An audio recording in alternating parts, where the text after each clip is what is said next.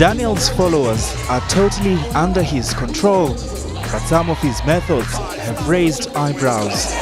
Congregants are made to eat grass, and Daniel insists it's an instruction from above. I'm G.A. Sola. Hello. The familiar response of "because I said so" to the question of why an order should be followed or why things should be a certain way is the very epitome of authoritarianism, which is the enforcement or advocacy of strict obedience to authority at the expense of personal freedom.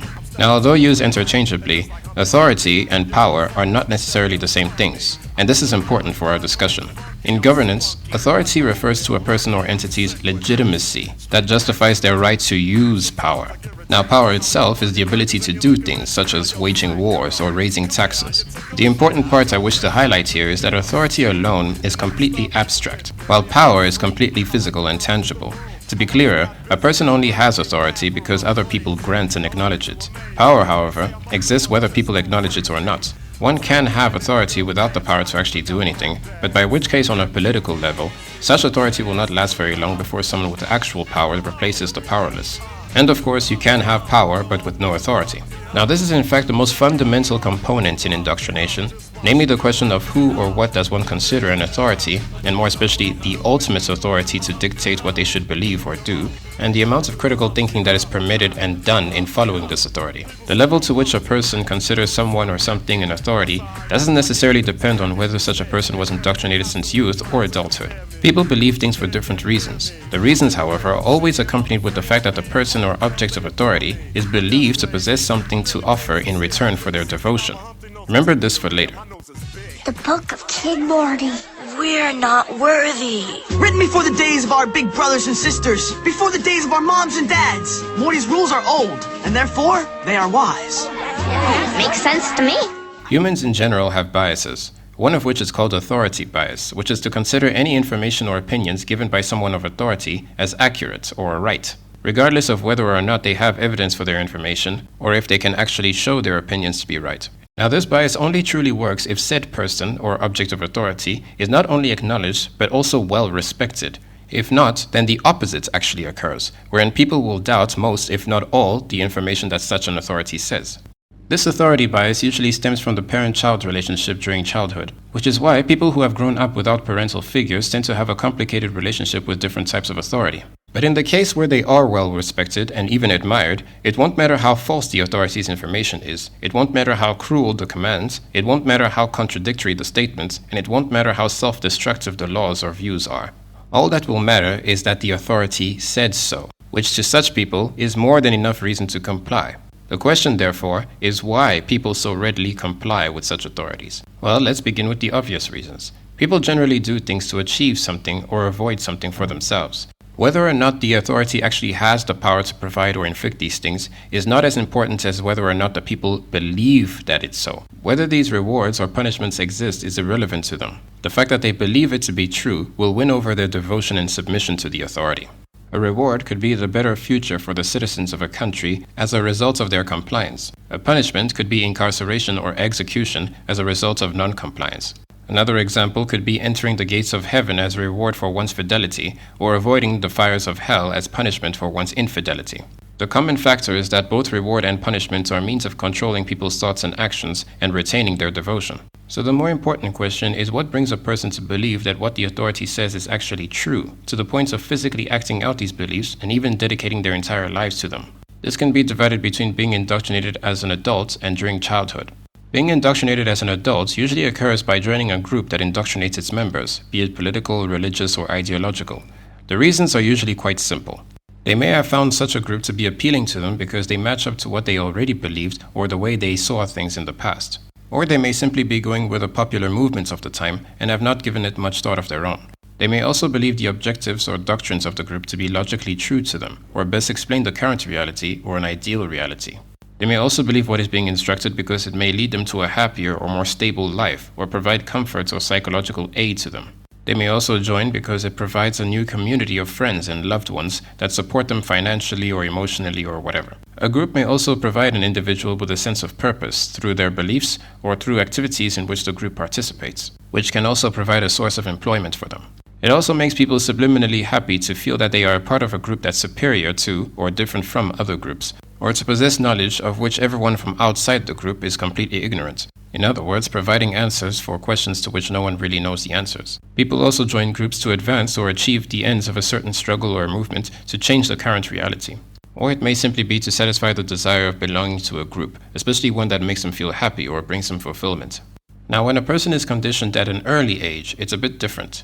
What a person is led to believe about reality and the way things should be during their stages of early development will follow them for the rest of their lives until they, for whatever reason, enter a mental metamorphosis of sorts and alter their beliefs later in life. Now, it's actually not at all a complication to unlearn things that one believed as facts for most of one's life. In fact, this happens to people all the time.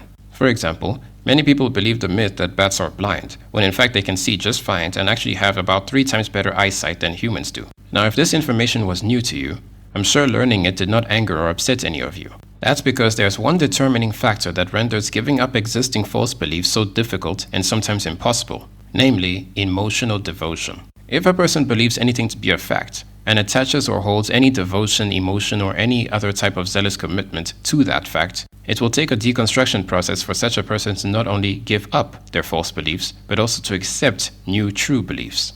Consider, for example, how a person can frantically deny the news of their spouse cheating on them in a relationship, even after being shown the evidence. It's only at this point that an indoctrinated person falls into the state of being delusional. Delusions are defined as fixed false beliefs that are contrary or in conflict with reality. An indoctrinated person falls into this category when they are shown or exposed to the contrary reality and yet continue to maintain their existing false beliefs. This is usually reinforced because of the misinterpretation of real facts. This can occur in a few ways that I'll now discuss. My experience of reality is that love is the most important thing and experience I have. Love is not empirical. It's not based on empiricism. It's not based on science. Yes, it is. It's not based on molecules. Yes, it is. Based on a free decision to care for somebody.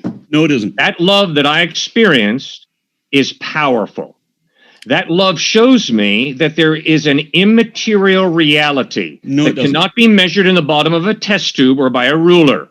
Because it isn't real. People tend to appeal to their personal, real experiences and connect it as evidence of something that may not necessarily be real itself.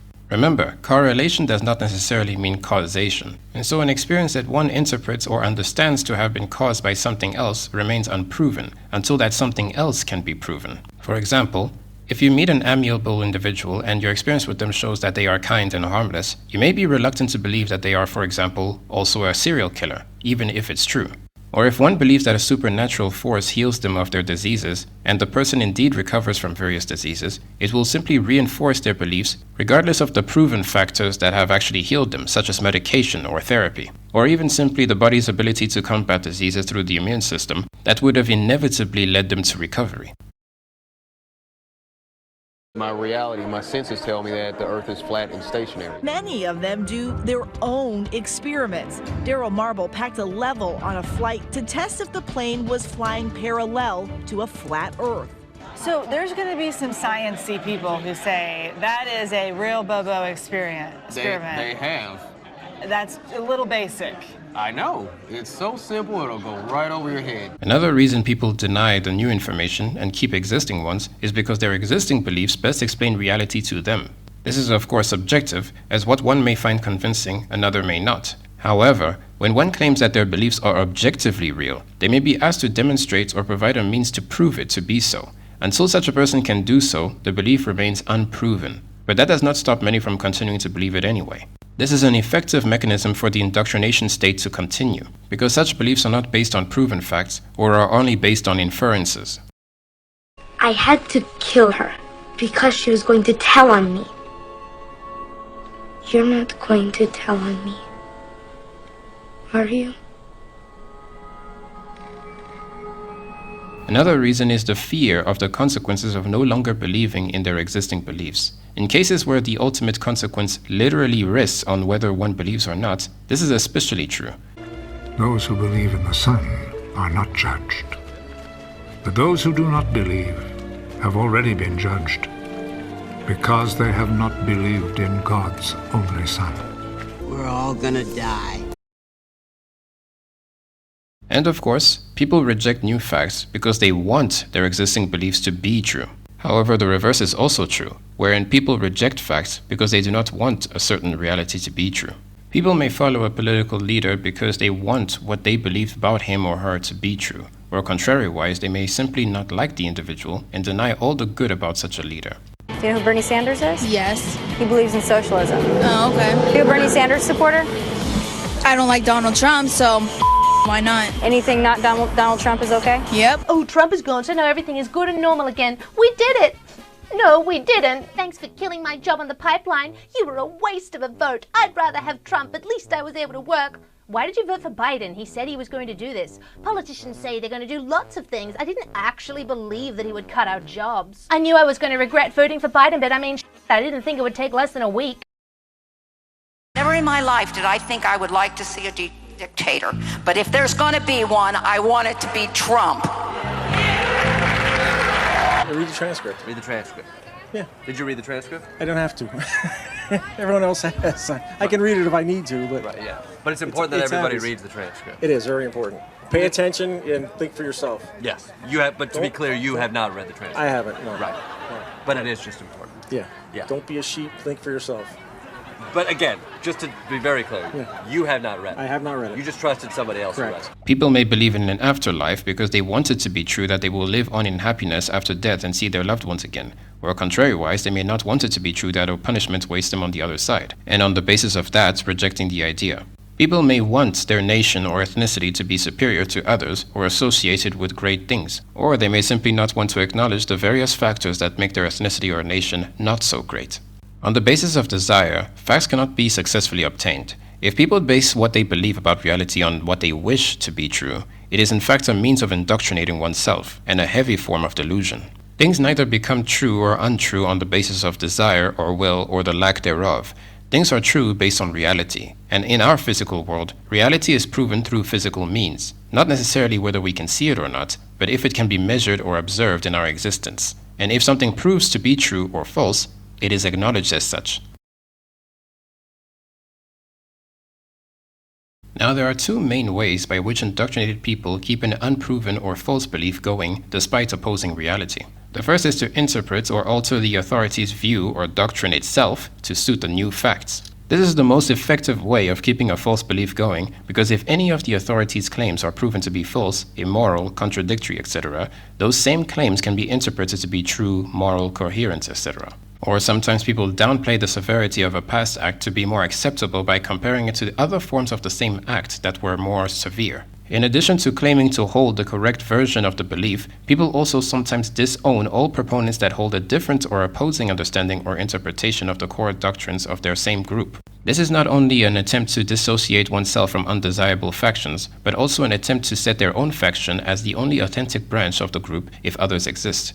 This is a version of the no true Scotsman fallacy, as it moves the goalposts every time the authority gets something wrong in order to render it right. The second primary way of keeping a delusion going is simply the reverse of what I've just discussed, namely to alter or deny the facts to suit the authority. In other words, it's a matter of who are you going to believe. For example, if a notion such as the earth being round is proven, but the authority says that it's flat, then adherents of the authority will deny the facts along with all its evidence, because their devotion to the authority is so strong that even when they have been exposed to the contrary, they will still continue to believe what the authority says. Now, this is not always so radical. In some cases, followers will present genuine questions against the facts that go against the authority, but when their questions have been answered, they will still deny the facts. This is of course for the reasons that we've already discussed. So in a classic switch, the believer now becomes the skeptic, but the difference is that the believer acts out of the devotion to the authority simply because the authority said so, rather than because what the authority said can actually be proven. Now, some indoctrinated people claim that they have very good reason to believe what the authority said is actually true. In such cases, to continue to follow the authority is simply a matter of subjective reasoning and choice, but says nothing about objective reality. Now, different forms of indoctrination have varying degrees of elevation of the authority that goes all the way up to the ultimate authority on one's beliefs. Some forms of indoctrination posit that the messenger is him or herself the ultimate authority, such as any authority who claims to be an actual god, and so the buck stops with his or her words. There is therefore no higher authority than the messenger himself. But in all other cases besides that, the speaker or message is only a representative of the ultimate authority. Some are believed to be directly or indirectly supernatural, such as a person who is a deity in human form and speaks for himself. Some are believed to be connected to the supernatural, such as a prophet or psychics who speak on behalf of a higher power. It's nice. It's like macaroni pasta. It's very nice. I might not have eaten the grass or whatever, but if it happens that one day I eat the grass, it means I would have perhaps or maybe have the same level of Holy Spirit manifesting in me. And of course, some are believed to be inspired by the supernatural, such as texts written by regular individuals who were simply inspired by a higher power. This can be seen when people debate but do not acknowledge the source from which their opponent quotes as true or authoritative. Now, with regard to the distinction in the definition of indoctrination that I made in the previous part of this series, our main interest is on how much critical thinking people are willing or allowed to have about the authority to which they adhere. This is where circular reasoning comes into play. Some groups will claim that they welcome critical thinking, but in reality they only allow questioning within the limits of the authority itself. So both the questions and answers must be found within the authority. So in other words, if one is asking an existential question, such as why they follow the authority in the first place, to remain within the limits of the same authority, the only answer that can be given will boil down to, because the authority said that you should follow him, her, or it. If this sounds circular, it's because it is. Of course, to keep followers, groups will always need an incentive, and that's where once again reward and punishment come into play. Basically, follow and obey or else. What the reward or punishment entails varies from form of indoctrination to another. I'll discuss this more specifically in later parts in this series. Now, do bear in mind that the authority to which a person adheres may not necessarily be an external source. People can and do indoctrinate themselves into believing that they possess special exclusive messages or revelations, either from themselves or from a higher power. This is in fact how many people become authorities themselves, by claiming to have or bear special important knowledge or abilities that no one else can bear or know. The common factor between all authorities from all forms of indoctrination is that they keep a degree of control over their followers. And whether the ultimate authority speaks for himself or simply has representatives do the work, none of this would be possible if people were not controlled through the various means that we'll discuss throughout the series. And more importantly, if they never acknowledged this authority to be an authority in the first place. We continue these discussions in the next part of the series. I'm G.A. Sola. Goodbye. Breaking the rules? Is this true? Yes, Sir King Bob, it's true. And I do it again! The impudence! Do you realize what you're saying?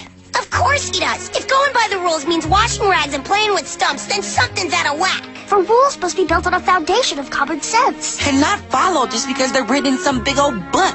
You had them playing with stumps? Well, you see, sir, basically, yes.